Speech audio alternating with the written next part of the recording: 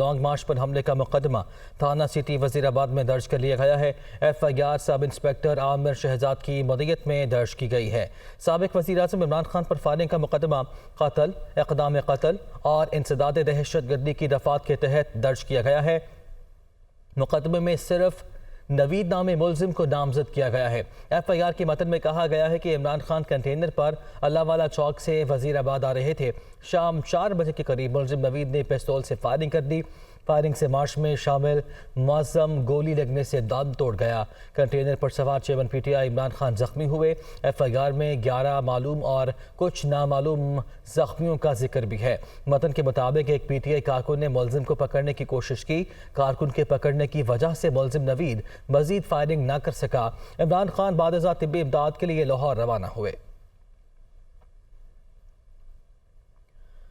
Long march پر حملہ وزیر آباد میں ہوا، جو گجرات ڈویژن کا حصہ ہے، تاہم اسے گجرانوالہ کا حصہ قرار دیا گیا ہے۔ عمران خان کے لانگ مارچ پر فائرنگ کا واقعہ ضلع وزیر آباد میں پیش آیا، جو گجرات ڈویژن کا حصہ ہے۔ وزیر اعلیٰ پنجاب چودھری پرویز الہی نے وزیر آباد کو ضلع بنا کر گجرات ڈویژن میں شامل کرنے کا نوٹیفیکیشن جاری کیا تھا۔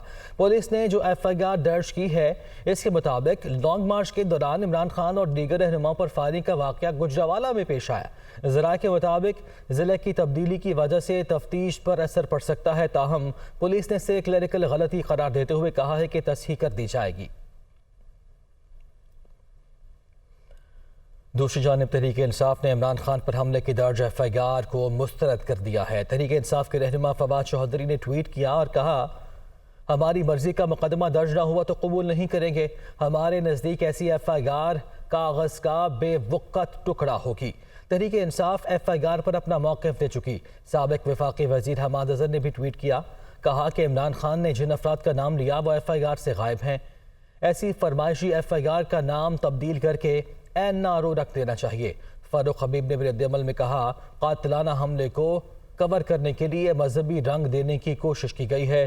درج ایف آئی آر میں نامزد لوگوں کے نام شامل ہی نہیں ہیں۔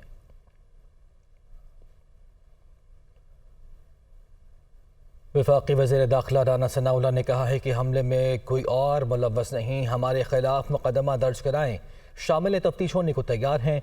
عمران خان ذاتی انتقام کے لیے جھوٹی ایف آئی آر درج کرانا چاہتے ہیں۔ دعوے سے کہتا ہوں گرفتار ملزم ہی اصل ملزم ہے۔ کورٹ کے کہنے پہ مقدمہ درج ہو جاتا ہے اور جو 3 نام انہوں نے بتائے وہی 3 نام آ جاتے ہیں، تو وفاقی حکومت کا اس پہ متوقع طور پر مطلب کیا آپ بھی قبول کر لیں گے یا کوئی ریئیکشن ہوگا وفاقی؟ دیکھیں، ہمارا تو بڑا واضح سٹانس ہے کہ کسی بھی ایسے ادارے جو ملک کے استحکام کی بنیاد ہو، ان کو اس قسم کی سیاست میں انوالو کرنا جو ہے یہ ملک کے لیے تباہ کن ہے۔ تو اگر اس کی کوشش کو کامیابی ملتی ہے، کسی وجہ سے بھی ملتی ہے یا کسی سہارے سے ملتی ہے، تو وہ بڑی بدقسمتی ہوگی۔ میرے خلاف مقدمہ درج کروائیں، میں شامل تفتیش ہونے کو تیار ہوں، اور میں یہ دعوے سے کہتا ہوں کہ وہ جو ملزم نوید جو موقع سے پولیس نے پکڑا ہے، ان کے کارکنوں نے پکڑوایا ہے، وہی ملزم ہے۔ اگر اس کے علاوہ کوئی اور ملزم اس کے ساتھ بھی ہو، پولیس نے رائٹلی جو ہے وہ سٹینڈ لیا ہے اور وہاں پہ اسٹیٹ کو جو ہے وہ اپنی مدیریت میں مقدمہ درج کرنا چاہیے، اس کے بعد انویسٹیگیشن کریں، اس میں جو بھی آئے۔ وفاقی پولیس نے اسلام آباد ایئرپورٹ کو جانے والے M1 M2 کو کلیئر کرنے کی اجازت مانگ لی ہے۔ وفاقی پولیس نے سیکریٹری داخلہ اور چیف کمشنر کو خط لکھا، جس میں کہا گیا کہ ایئرپورٹ کا شمار اہم تنصیبات میں ہوتا ہے۔ ایئرپورٹ جانے اور آنے والے راستے انتہائی اہمیت کے حامل ہیں۔ اسلام آباد ایئرپورٹ اور راستے انتظامی طور پر پنجاب کی حدود میں ہیں۔ ایئرپورٹ پر ناخوشگوار واقعہ ملک کی بدنامی کا باعث بن سکتے ہیں۔ تمام صوبوں کو واضح ہدایات جانی چاہیے کہ 3 ٹول پلازوں تک رسائی دی جائے۔ اسلام آباد ہائی کورٹ نے پی ٹی آئی کو مارچ کی اجازت نہ دینے کی انتظامیہ کی نئی درخواست پر تحریک انصاف کو نوٹس جاری کرتے ہوئے 11 نومبر تک جواب طلب کر لیا ہے۔ اسلام آباد ہائی کورٹ کے جسٹس عامر فاروق نے تحریک انصاف کے رہنما علی نواز اعوان اور اسلام آباد کی ضلع انتظامیہ کی نئی درخواست کو یکجا کر کے سماعت کی۔ تحریک انصاف نے استدعا کی کہ اسلام آباد میں جلسے اور دھرنے کا NOC جاری کرنے کے احکامات جاری کیے جائیں۔ اسلام آباد انتظامیہ کا کہنا تھا کہ پی ٹی آئی نے درخواست میں جلسے کے لیے 3 سے 5 نومبر کا وقت مانگا تھا، تاریخ گزر چکی اور تحریک انصاف کی درخواست غیر مؤثر ہو چکی ہے۔ لیگ کی رہنما عظما بخاری کہتی ہیں کہ chairman P T I Imran Khan کے میڈیکل ٹیسٹ پر شکوک و شبہات ہیں۔ قانون کے مطابق ٹیسٹ سرکاری ہسپتال میں ہونا ضروری ہے۔ تحریک انصاف ہر واقعے کو سیاسی فائدے کے لیے استعمال کرتی ہے۔ یہ ساری ہلچل صرف ایک تعیناتی کو رکوانے کے لیے ہے۔ وہ لاہور میں میڈیا سے گفتگو کر رہی تھے۔ جو پی ٹی آئی کا ایک وتیرہ ہے کہ ان کو ہر چیز پہ سیاست کرنی ہے، اور وہ لاشیں ڈھونڈ رہے ہوتے ہیں، وہ زخم ڈھونڈ رہے ہوتے ہیں۔ میڈیکو لیگل کوئی سرکاری ہسپتال میں سرکاری جو ڈیوٹی افسر ہوتا ہے، جس کو میڈیکل لیگل آفیسر کہتے ہیں، وہ کیا کرتا ہے۔ عمران خان کے کیس میں یاسمین راشد صاحبہ نے جناح ہسپتال سے 3-4 لوگوں کی ٹیم بنائی، اور اس ٹیم کو جو ہے وہ لے کر وہ خود شوکت خانم گئی، اور وہاں پر بھی لیڈی ڈاکٹر جو ہیں ان کو صرف اندر جانے کی اجازت ملی، باقی تمام جو ڈاکٹرز ہیں وہ باہر بیٹھے رہے۔ عمران خان صاحب کے جو ٹیسٹ ہیں وہ کسی سرکاری ہسپتال سے نہیں ہوئے۔ ایک تماشا، ایک فتنہ کریٹ کرنا ہے اس ملک کے اندر، اور وہ فتنہ کاہے کے لیے ہے؟ وہ ایک تعیناتی روکنے کے لیے ہے۔ وہ تعیناتی تو یہ نہیں روک پائیں گے انشاءاللہ تعالی۔ وزیر خارجہ بلاول بھٹو زرداری نے کہا ہے کہ موسمیاتی تبدیلی پاکستان کے لیے بڑا چیلنج ہے۔ مسائل کے حل کے لیے عالمی برادری تعاون کرے۔ امریکی ٹی وی کو انٹرویو میں وزیر خارجہ نے کہا کہ دنیا بھر میں موسمیاتی تبدیلی بڑا چیلنج ہے۔ رواں سال شدید سیلابی صورتحال کا سامنا کرنا پڑا۔ سیلاب کی تباہی کے بعد عوام کی بحالی ہمارا مشن ہے۔ عالمی برادری مدد کے لیے آگے بڑھے۔ یوکرین بحران نے معیشت پر تباہ کن اثرات ڈالے ہیں۔ پاکستان یوکرین سے بڑے پیمانے پر گندم درآمد کرتا تھا۔ انہوں نے یہ بھی کہا کہ ہماری فوڈ سیکیورٹی متاثر ہوئی۔ عالمی سطح پر تیل کی قیمتوں پر بھی اثر پڑا ہے۔ بلاول بھٹو زرداری نے عمران خان پر حملے کی مذمت کرتے ہوئے کہا کہ سابق وزیر اعظم کے دورہ روس کی غلط تشریح کی گئی۔ وزیر خارجہ نے کہا کہ پاکستان نے دہشت گردی کے خلاف جنگ میں کامیابی حاصل کی۔ مستحکم افغانستان خطے کی سلامتی اور ترقی کے لیے ناگزیر ہے۔ کورونا وبا سے دنیا بھر کی معیشتیں متاثر ہوئیں۔ پاکستان ایک ترقی پذیر ملک ہے اور اس وقت حکومت کو متعدد چیلنجز درپیش ہیں۔ وفاقی وزیر امیر الحق اور وزیر خزانہ اسحاق ڈار آمنے سامنے۔ امیر الحق نے اسحاق ڈار کو مخاطب کرتے ہوئے کہا کہ وہ اپنے رویے میں تبدیلی لائیں۔ اگر میں وزیر نہ رہا تو آپ بھی نہیں رہیں گے۔ وزیر خزانہ آئی ٹی اور ٹیلی کام انڈسٹری کو ریلیف دیں۔ وہ کراچی میں میڈیا سے گفتگو کر رہے تھے۔ ادب کے ساتھ منسٹر آف فائنانس سے کہتا ہوں، آپ اپنے رویہ درست کریں، آپ اپنے رویے میں مثبت تبدیلی لے کر آئیں۔ میں اپنے آئی ٹی انڈسٹری کے ساتھ اور ٹیلی کام انڈسٹری کے ساتھ کھڑا ہوں۔ اگر آپ اپنے رویے میں تبدیلی نہیں لائیں گے تو میری بات غور سے سن لیں، میں اگر وزیر نہیں رہوں گا تو آپ بھی وزیر نہیں رہیں گے۔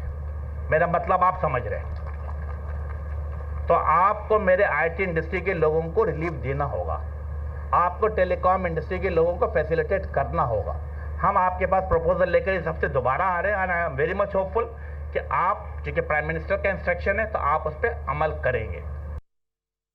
وزیر اعظم کے مشیر انجینئر امیر مقام نے کہا ہے کہ عمران خان کا ایجنڈا ملک کو تباہی کی طرف لے کر جانا ہے۔